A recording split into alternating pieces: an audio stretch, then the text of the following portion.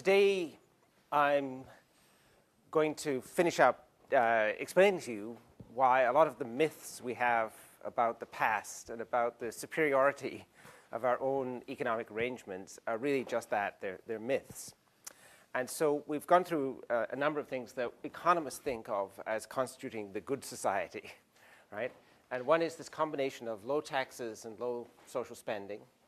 We'll see that that combination has disappeared for a lot of high-income countries now, but was present in places like pre-industrial England, and particularly in England in the 1300s. Another idea we have is that we should have a monetary system which avoids inflation. That, amazingly, was the kind of system that many pre-industrial societies achieved. It's not the kind of system that in the last 50 years we've consistently achieved in high-income societies. The last issue about public management is public debt. So ever since the government began to be able to tax people significantly, it then raised the possibility that they could actually issue substantial amounts of public debt. In the pre-industrial world, when the King of England was only able to collect something like 1% of the income of the society in taxes, no one wanted to lend the king money because he had very little ability to repay. And so lending to the crown tended to be a very high-risk, high-interest rate activity specialized in by groups like Italian bankers, or there were Jewish lending groups. And it was a very risky activity where you periodically, the king would default, you would lose all your money, or there'd be a renegotiation. But there wasn't any substantial public debt in many of these societies before the onset of modern taxation. But with modern taxation, it turns out that governments can issue debt that people will buy in large quantities because it's secured by the power of taxation. And no one believes now, even despite the size of the American government public debt, that the government's ever going to default on that public debt. And when governments discovered public debt, it was a wonderful, miraculous discovery for the ambitions of politicians, because it seemed to be this relatively painless way of funding everything you want to do.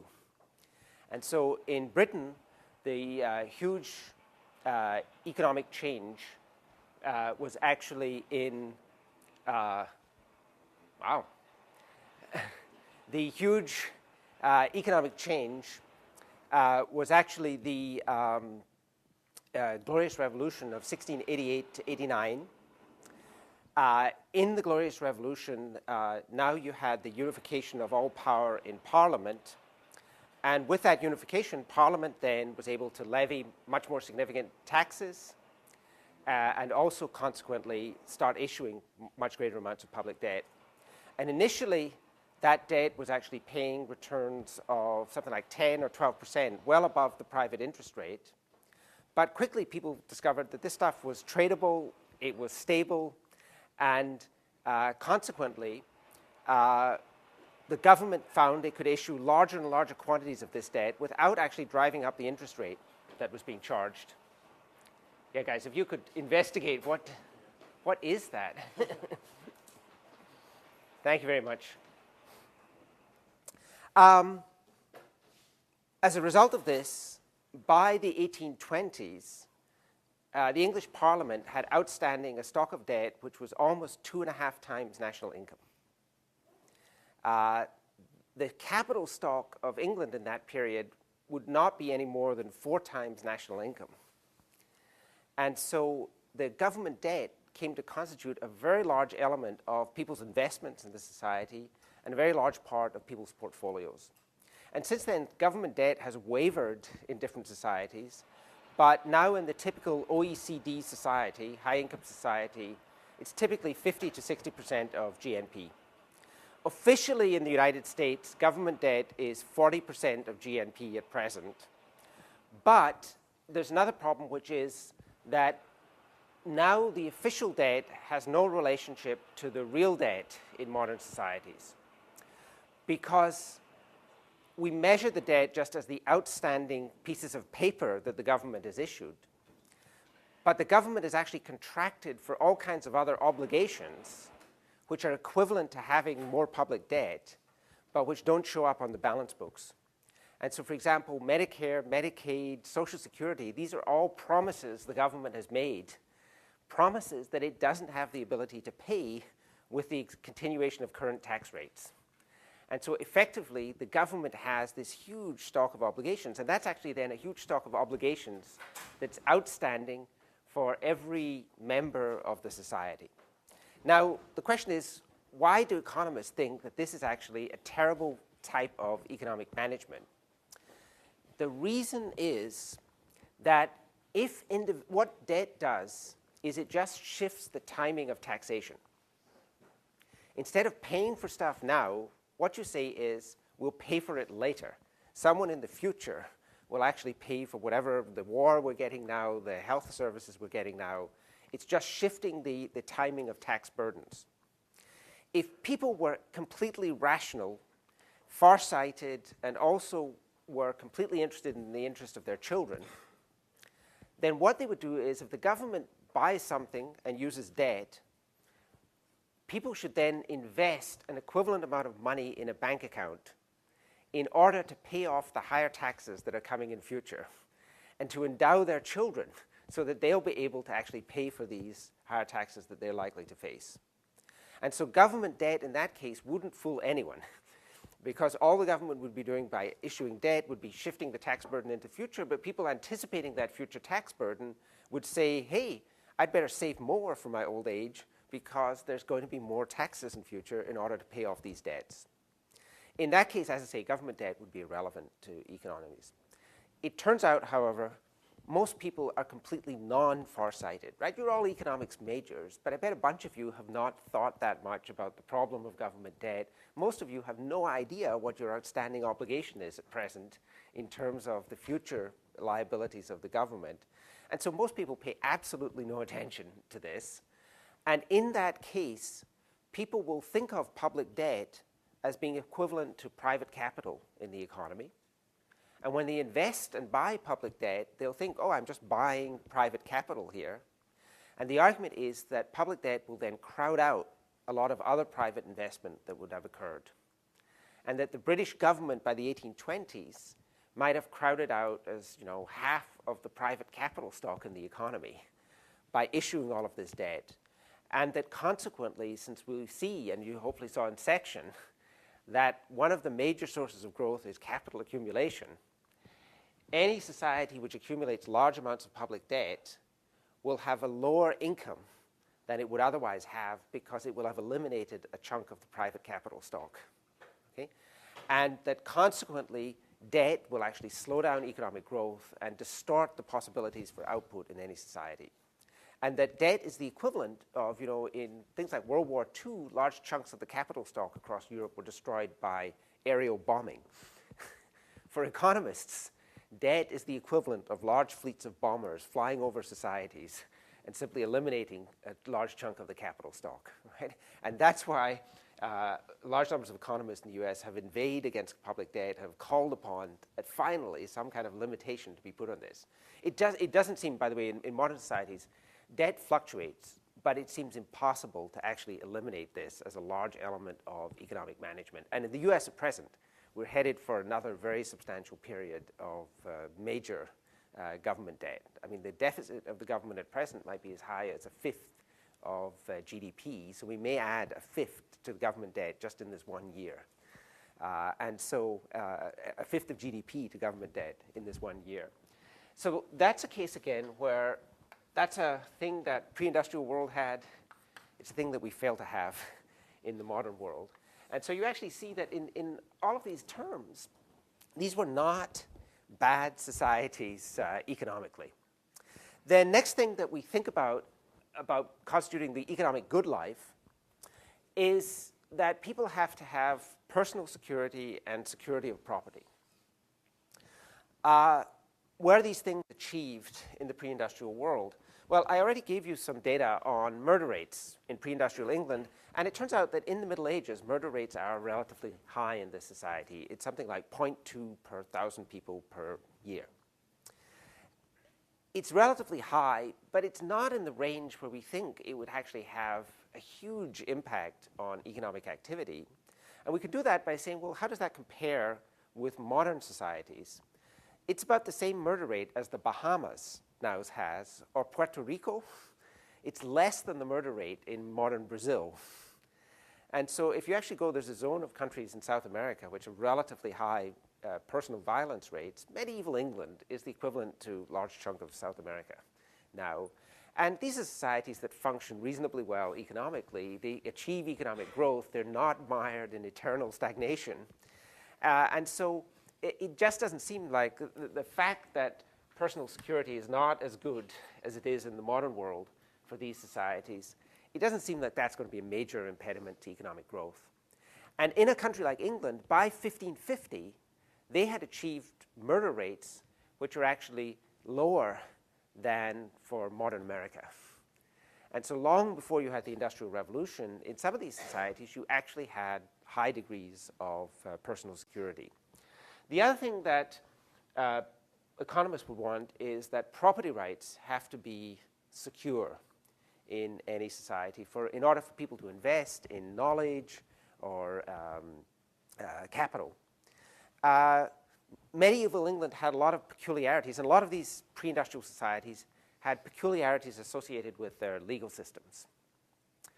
And what that meant was that there were sometimes complicated claims to pieces of property. If I bought a piece of property from you, I would have to ensure that also that all your relatives signed off on this transfer as well, or I could end up in court with your grandson claiming, hold on, I got a claim to that piece of property as well. Right? And so they did have a more complicated legal structure where you had to ensure that all collateral claimants to a piece of property actually transferred that property to you as well.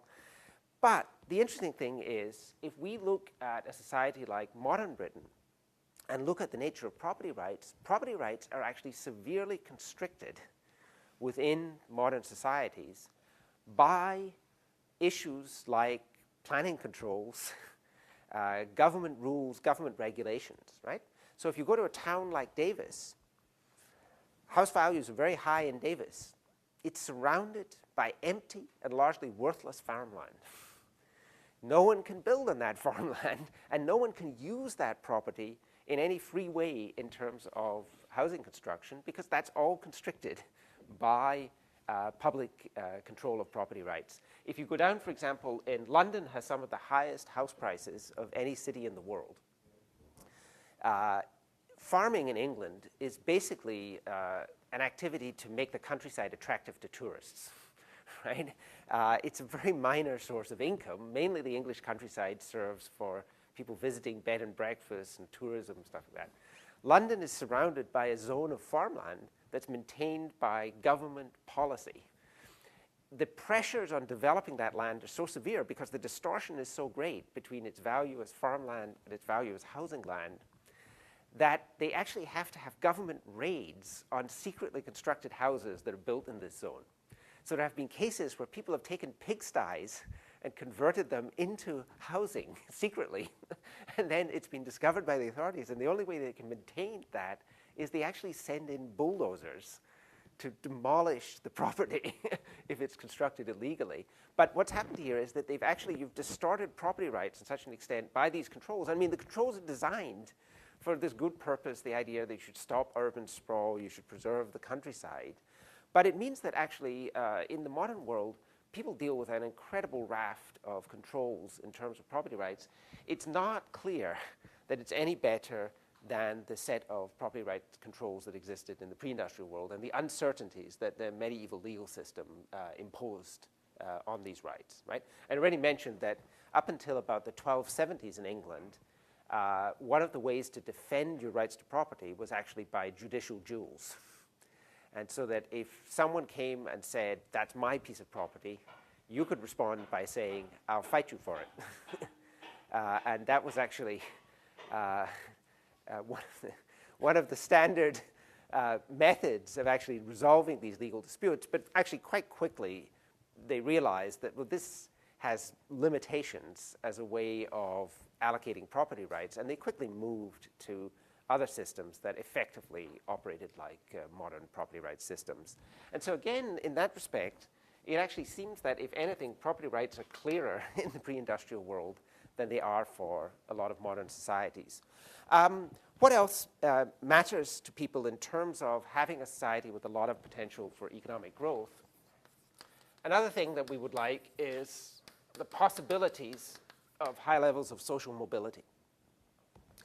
If you've got a society where everyone is allocated to a station in life, if you start off as a peasant, a landless peasant, then that's how you're going to end up, then the argument will be, well, a lot of people of talent will not get the opportunity to use those talents, and that consequently a good society is one where everything is open to everyone. It turns out that pre-industrial Europe, at least, and also pre-industrial China, were actually societies of great social mobility.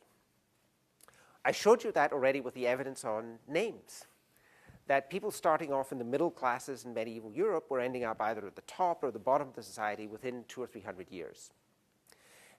It also shows up in the demography of the society. London, from the earliest period, is a consumer of people. London is a place with lots of high status and important occupations. It has to constantly recruit people from the countryside in order to fill those positions. We actually have, for the 17th century, a pretty complete record of who was recruited into the guild companies in London, that is, into the craft occupations in London, goldsmiths, silversmiths, carpenters. We actually know, we have pretty complete records from those companies of who arrived in London, how they arrived there, and what their connections were to people in London. And the interesting evidence of that labor market is that it was completely open, that someone 200 miles from London would end up as an apprentice to someone that they had no obvious connection to in London itself, right? In modern hiring and labor markets, personal connections are often very important in terms of hiring people.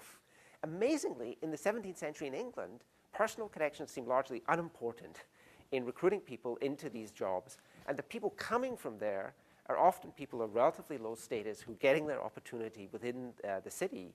And as I say, the problem in the city then is that they're quite likely not to leave any male relative. Then you need to recruit more people from the countryside to fill those positions in the next generation. But it's an amazingly open society in those terms. Within each village, in these medieval villages, often with the formal rules of serfdom, that some people are free and some people are unfree, there's widespread dispersal of land holdings. There's a lot of people with half an acre of land, and there's some people in each village who will have 80 or 100 acres of land. And we see again that in the village courts that some people are steadily accumulating land, some people are steadily losing land, and that these transfers are going on all the time in these courts. Every year in the court, someone is selling, someone is buying within these land markets. And so it turns out this is actually a society of complete social mobility. As the evidence is that potentially it had greater social mobility than within the modern world. And so you can't explain why it doesn't grow because of kind of everyone's fixed in some kind of rigid position. For China, we actually also have evidence from the Ming and Qing dynasties from 1371 to 1904, because they have this entry to the high bureaucracy that was arranged in terms of bureaucratic exams and various levels of these bureaucratic exams. 40% of the people in that period who ascended to the highest level of the imperial bureaucracy were actually commoners. They started out as people with no title, no distinction, and somehow through this exam system found their way into the very highest levels of the bureaucracy in China. It was also possible in China and in Europe throughout this period to buy your way into the official feudal hierarchy in these societies. And so that in China you could buy official ranks and titles, right? And that's again, we think of that maybe as, as a corrupt thing, but it's actually again a source of great social mobility. It's saying that not only with economic activity can you get money, you can also get into the elite and into the privileged circle in these societies. And so it's actually saying that money is super powerful. within these societies, okay? And what happens then in pre-industrial Europe is that the kings are always desperate for money. They can't get money from taxation. Another source of money is to sell nobility. So a large fraction of the modern nobility of Sweden, of France, of England were people who laid a lot of money in commerce and then bought their way into the system. And as I say, it just means that money is very powerful in this pre-industrial world because everything is for sale, right? In our world, one of the problems of high levels of taxation and meritocracies is that money becomes much less powerful, and the incentives for economic activity actually will decline if you have tax systems in place. In this world, money is very powerful, and social mobility is always present, and it's always very significant. The church, as a last element, is another source of tremendous social mobility, because the church recruits, again, from the ranks of commoners. A lot of the bishops and high officials in the church are people who come in who just happen to have talent, work their way up through the church system. One of the problems in the church, of course, is that you have celibacy in the Catholic Church period before the Reformation. Celibacy is actually in name largely. A large fraction of parish priests in the Middle Ages are actually have common law wives, are effectively married and having children. And so again, you've got this other avenue for mobility within this period. And so it actually, there's no distinction in between this earlier world and our world. It is a world of remarkable amounts of mobility. What else do you want in terms of economic opportunity, incentives, and economic growth? Well, the next thing that we think that any society should have is markets, and complete sets of markets. And you want markets in goods, in land, in capital, and in labor.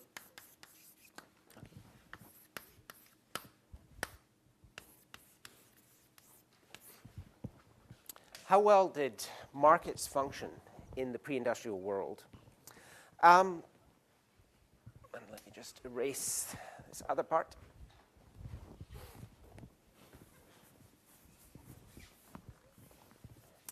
The huge market, because people are living at this subsistence income, the huge market in the pre-industrial world is actually for food. And the biggest market in England is the grain market, and in particular the wheat market. And we can actually test, did this market exist? How extensive was this market? How well did it work?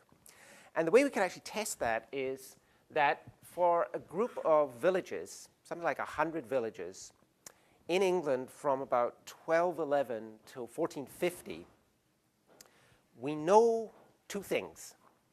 We know what the price of wheat was sold from that village, and we also know what the yield of wheat was produced in that village. Now, why do those two things allow us a test of the functioning of markets? Well, think about a world where markets really don't work very well. And what happens then is, if I'm in a village in medieval England, I produce wheat, I sell it to someone else locally, and it just doesn't move around the economy that much. Markets are very local, they're circumscribed, they don't work over distance, there's limitations on markets. What you would expect then is, well, if we have a good yield of wheat in the village in this year, there'll be tons of wheat, everyone's eating well, the price will be very low. If we have a very bad yield, the price is going to be high.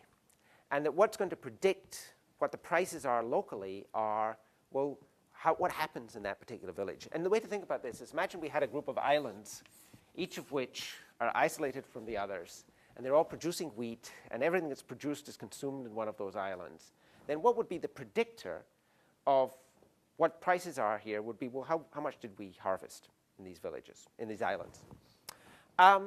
Suppose, on the other hand, there was a completely functional market in this world. The goods moved around the economy easily.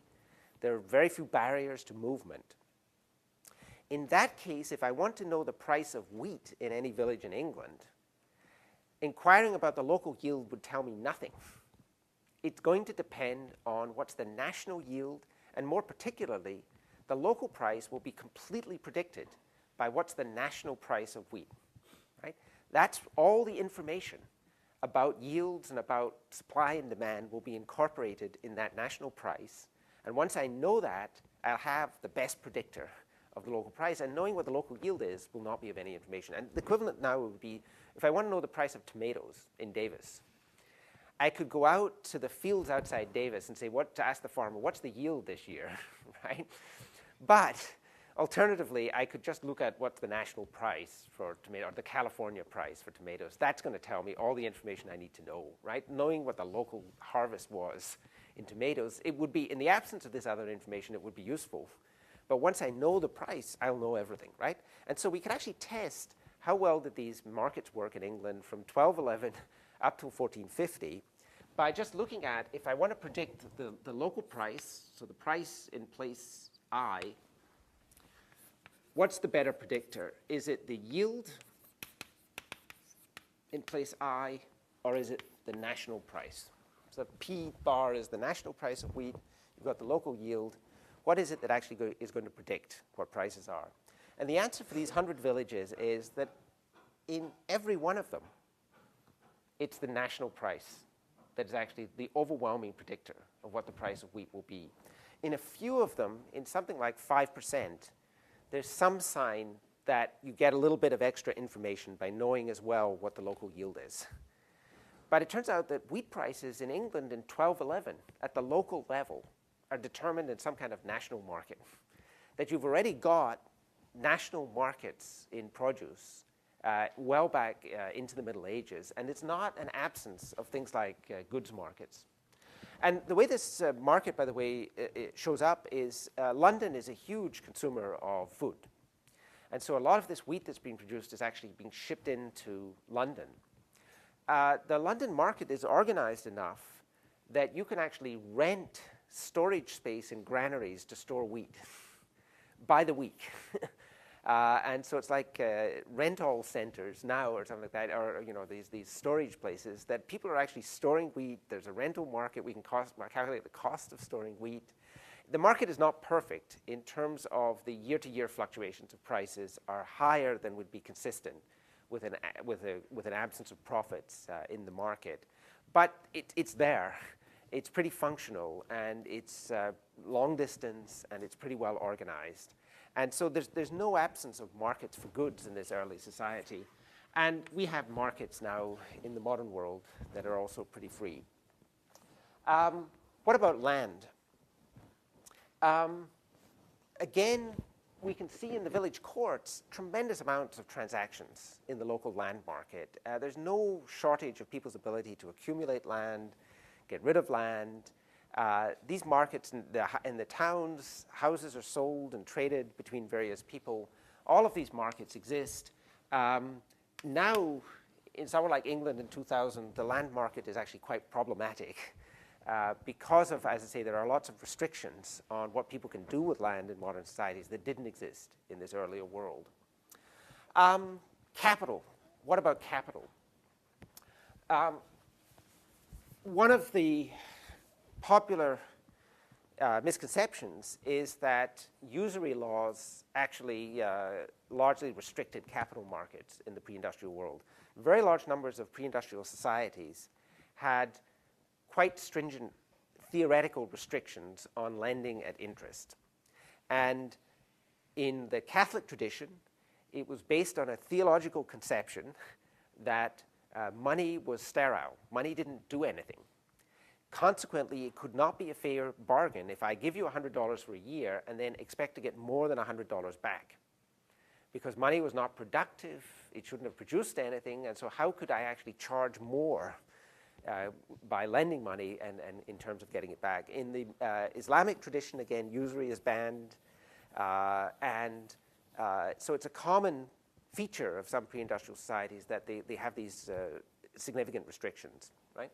Another thing we learn, though, is through history is people's ingenuity in getting around theological limitations on activity is actually quite astonishing. And so in medieval Europe, there were actually a group of clerics who earned a lot of money and status by their ability to figure out why any capital transaction was actually not usurious, but actually was quite legal and legitimate within the bounds of the church. If you committed usury, that was a mortal sin in Catholic doctrine and condemned you to the fires of hell. Okay? And so you wanted to avoid, if possible, for the safety of your soul, from committing the sin of usury. But there were these clerics who could actually figure out for most transactions why these were not usurious. It turns out now in the Islamic world, there's a group of Islamic clerics who advise bankers in terms of constructing capital transfers in such a way that they actually meet the prescriptions of the Islamic faith. And they're actually quite highly paid. So in places like London, there are these group of specialists who actually advise banks, banking for the Muslim world, on how you can structure the transactions in such a way that even though interest is actually being paid, it will not be a usurious transaction within these banks. So how did they do it in medieval Europe? Well, you can't lend money at interest and get something back, but you could charge a premium if there was a risk that you wouldn't get all of your money back. Then the payment would not be interest. It would actually be a payment for your risk. Consequently, if you took out an equity stake in any enterprise, it was absolutely permissible to receive a return for an equity stake. So equity finance is fine, right? Partnerships for trade, all of that stuff is fine in the medieval period. One of the ways that people actually borrowed and lent in this market was through annuities. That is that if I'm old and I want to take care of myself in my old age, I can take my money and I can pay it over to, say, a German medieval city, and they will guarantee me a payment until I die. Right? That involves an interest payment, right? What that money is doing is it's being invested in land or housing. It's then paying a return, and then I'm paying out some of that to the investors. But that was perfectly legal under church doctrine because it was uncertain the date at which I would die. If I lived for a very long time, then the person getting the payment would actually end up paying more than I had paid in and would lose from the transaction. Consequently, you could justify the payment as a reflection of the risks of that transaction. Or similarly, from the payee's perspective, when I buy the annuity, if I die within a year, I will not get all of my money back. And so consequently, the interest payment or the rental payment is actually a compensation for that risk that's involved in the transaction. So annuities existed in the medieval world and were quite legal. Equity partnerships were legal. Another thing was that it was permissible to collect a return from land because land was productive. It was a productive good, and so if I gave you land for a year, then it was quite permissible to collect a return on that, right? What they then thought of was, well, suppose I didn't give you land, suppose instead I bought some of the rent of that land into the future. And so what they permitted were things called rent charges, which were, instead of buying land outright, I would go to an owner of a field and say, I'll pay you $100 for part of the rent of that land in future. Then the owner would pay me, in the medieval period, 10% a year on that payment forever. That looks like it's just a regular interest rate capital transaction. It's legal under church doctrine because it's secured by the land. I'm actually buying the land rent. And since land rent is fine, buying it in advance is also fine. And so that's permissible. And they could do this with housing as well, but also with things like toll bridges or anything that generated income.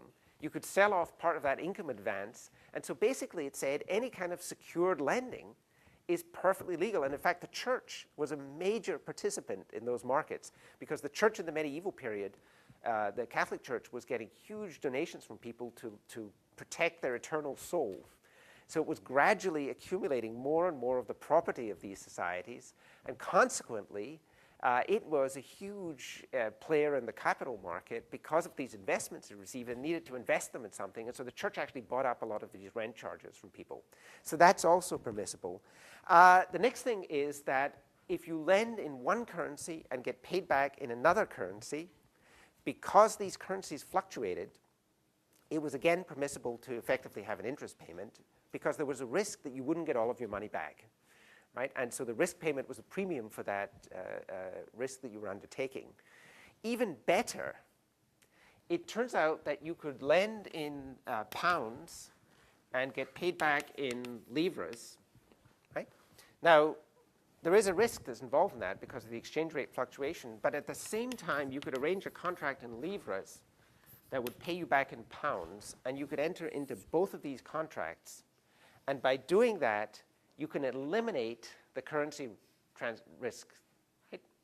Because if the livre moves up relative to the pound, if you get the same contracts, if it's 100 pounds going into livres, 100 livres going into, 100 pounds worth of livres into pounds, each with its associated interest payment, any movement of the relative value of the currencies is completely offset. What you lose on one contract, you gain on the other. So you can arrange perfectly risk-free interest transactions which were completely legal under church doctrine. Because the church fathers ruled you have to look at each individual transactions. The fact that you can put them together in this way with complete offset was not regarded as creating usury. It's the individual transaction that has to be examined for usury. And so it turns out, as I say, if you look at the rules of this society, you would say we absolutely have banned usury within medieval Europe. It's almost impossible to think of a transaction that you couldn't actually engage in. The only thing that's actually forbidden is short-term unsecured lending to people where it's just, I give you 100 pounds and then next year you have to give me back 120, right? That was banned. But here, conveniently for medieval Catholic Europe, you had the Jews. Because lending, usury is not forbidden under Jewish theology. And consequently, what would actually happen is that the Jews in medieval cities would engage in that sector of the market. It made them very unpopular. It was one of the reasons they were unpopular. But the cities could actually get a lot of the benefits from this market because they simply taxed the moneylenders. Consequently, they did not commit the sin of usury, but they had this sector of the market completely covered and got a lot of the profit from that sector. And so, as I say, there's absolutely no restrictions on credit markets, essentially, in this period. In the period, in the high finance sector, lending to kings, what would happen there is that the kings would actually, they wouldn't even, they didn't have to obey the church doctrines, but then before you died, you would confess, make some payment to the church, and get the sin wiped out. And so there was another route as well, which is because of the possibilities of absolution, where you could simply defy the doctrine, and then at the end, you could actually make yourself whole with God again. And so it turns out that they had complete capital markets. We have complete capital markets. What about labor markets in this early world? I already mentioned that there's complete kind of mobility of people. There's also a surprising degree of geographic mobility in this world. And that's important in terms of, again, if we're thinking of technological advance, because remember, there is this idea that a society is going to grow if you can get the ideas of other people, right? That an idea that's produced, you want it to move quickly from one place to another. So now, instantly, if something is discovered in China or in America, the whole of the world knows about that almost instantly, right? And in fact, as a result of that, there's actually an interesting derivative economic theorem. Don't tell you that I don't tell you useful things about conducting your lives, right? And here's a question, and it's actually posed in economics. If you go to a town and there's a local specialty, should you get the local specialty when you go to a restaurant? And the argument of economists is no. You never want the local specialty, because if it's any good, why is it just the local specialty? Why doesn't everyone have it already, right? And so a similar idea applies to the thought of a world where ideas are very mobile will be one where good ideas essentially get adopted unless there's some local ingredient you can't duplicate elsewhere. Good ideas, you want to travel quickly, and one of the carriers of ideas are people moving from one society to the other.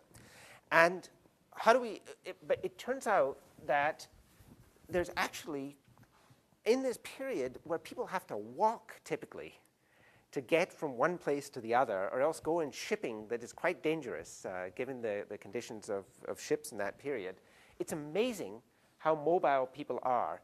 And one of the ways we know this, for example, in 1292 in Paris, there was a tax on all households imposed by the king. Philip the Fair. And it's imposed on commoners in Paris. And that tax revealed that 6% of the population of Paris in that period was actually foreigners. And of the foreigners, the most common group were 2.1% of the people in Paris were actually English. And so as the very early periods, you actually get this mobility. Who are the other people in Paris? There's Italians, Germans, Flemish, Jews, Scots. There's a very substantial population, and a lot of these guys are artisans, craftsmen, people with skills who've been imported because of the skills that they bear from some other society. Similarly, in London, the Crown imposed a tax on aliens in 1440. 10% of the male population of London in that period was actually from outside England. And that's just the ones who weren't naturalized already, because if you arrived early enough, then you could take on British citizenship. And so we know that the major cities in Europe in this period are full of people who've come from other societies. And as I say, this is surprising because you can't just hop on a plane in this period and go from Paris to London. We have the records of Hamburg, and Hamburg is about 1,500 miles from Rome. In the medieval period, they would send out messengers periodically to Rome or to other cities across Europe. How did they send that? They sent people on foot. There was a professional guild of message bearers whose job would be to walk across the Alps to Rome and back. And they didn't send horses because it turns out that horses actually don't travel that well if you have to go long distances. You have to have horses changed constantly. And so the technology they were actually using is you walk, right? And so someone would say, okay, here's a message for the Pope. And you would actually transmit that across these different countries in Europe in that period. And so it is actually a world where, in that sense, people are astonishingly adventurous in this period. How good are labor markets now? Again, there actually are worries about the operation of labor markets within modern high-income economies, because we have imposed incredible numbers of restrictions in terms of getting rid of people. And what that makes is that employers are actually very reluctant often to take on new workers, because it's so difficult in times of downturn to actually eliminate workers in countries like Europe. America is still the land of hire and fire. But in countries like Europe, there are lots and lots of restrictions on how you remove people, who you remove. The legal system is full of cases about, was I justly fired, was I not justly fired? This is not a problem that the medieval world had. Hiring was at will in this world. And so actually what we see is that it's a rich economic world, right? This is medieval Europe. We think China would be very similar in these periods. This is a world of incredible complexity, astonishing variety. It's not the picture that you would get by looking at something like Braveheart. Okay? And in terms of capital, the one thing I forgot to mention here is that the Muslim world had the same problem of interest, that you couldn't lend at interest. They had a completely different device, but again quite ingenious in order to do this, which was the method of the double sale. And so what happened in the double sale is, I want to lend you £100 and collect £10 of interest. I can't do that. Whoops. What happened here? Whoop, there we go. I can't do that legally. So instead what would happen is you would enter into a double transaction. I lend you £100, and the contract is you pay me £100 again. I sell you a worthless trinket, a small piece of cloth, for £10 at the same time. That makes the transaction legal, right? Because again, it's the coupling doesn't matter. Each one, you just look at that on its own. What actually even happened in places like the Ottoman Empire was the Muslim courts enforced usurious contracts.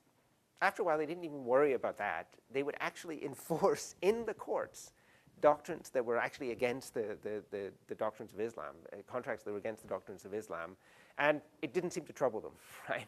And it was justified, I think, by some argument of public good, that this transaction was in the public interest. And so we think that all of these societies are likely to display a high degree of ingenuity. The market is a pervasive beast, right? It's very hard to suppress the market. It's very difficult to stop people trading and to stop people finding ways to trade in these early societies. And what you actually see here is a high degree of enterprise and mobility, and surprising degree of enterprise and mobility. And as I say, the puzzle it creates for us is this society had everything except economic growth, right? It had all of the rest of what we think we need, except they just couldn't achieve economic growth. And that's why the puzzle is so enduring about the Industrial Revolution, because the easy answers, right, the ones that a lot of people assume are going to be the answers, they just don't work, right? The last thing that we have to worry about is to get growth, what we're going to see is that a key element is the production of knowledge. Okay? And knowledge is a very tricky good in any society because it's quite difficult to define the right to knowledge. It's totally going to depend on a legal system, right? Otherwise, the only thing you've got is secrecy, right? And so in the medieval period, for example, if someone wrote a manuscript, if Stephen King was to have written one of his works in 1300, how much money would he have earned from that? The answer is zero. And the reason is the method of producing manuscripts was just for someone to copy it. As soon as he sold one copy, then you could call in other people and get to work copying that, and the copyists, the illegal infringers, could produce the good at exactly the same price that Stephen King could produce it. And consequently, there was no possibility from profit from things like book production, other kinds of knowledge. We know if you go back to the Greek period or the Roman period, there's no legal protection for these types of knowledge. In the medieval period, there's very, very limited legal protection. It has to just depend on a grant by the king of some kind of protection in most of Europe. And so the one argument that people have then made is, could it be that it's purely this problem of the production of knowledge? We've developed, actually, in our society, very strong defenses of knowledge. And in fact, now the argument of many economists is that we've gone entirely too far, that we've given knowledge producers absolutely too much protection. One problem, for example, in book publication is that they keep extending the period of copyright, right? The author's copyright and their descendants. And we also have that in films, movies, art. We've got these incredibly extended periods of copyright. And why is that happening? It turns out a lot of it has to do with Mickey Mouse. Disney does not want Mickey Mouse to go out of copyright or of copyright protection, right? Because they want to hold on to these property rights. They're powerful lobbyists within the US Congress. They're going to keep extending this forever, right? And the argument is that that's way beyond the amount that you need to reward people for innovation, and that there's a social loss then, right? That is that you can't reproduce Google now would like to basically put on the web the entire stock of book publication in the US. But one of the problems is that it's having to battle with the fact that a lot of these are still under copyright, but you can't even find the copyright owners. They've disappeared. The book hasn't been published in 50 years, but it's still protected. And that consequently, you're interfering with the operation of these markets. Similarly, with drugs, with other things like this, the argument has been that we've actually moved to too strong a protection. But the interesting thing is that the pre-industrial world actually had very, very limited protections. And so the last kind of redoubt of economists thinking that this is just a function of institutions is this idea that these societies just made one crucial mistake, which is that they didn't think to reward knowledge, right? And that's what was impeding them. And next time we're going to want to talk about Chapter 9. But at the beginning, let me just say a little bit about, is that plausible as an account of what held down world growth for 100,000 years, was just this issue about knowledge.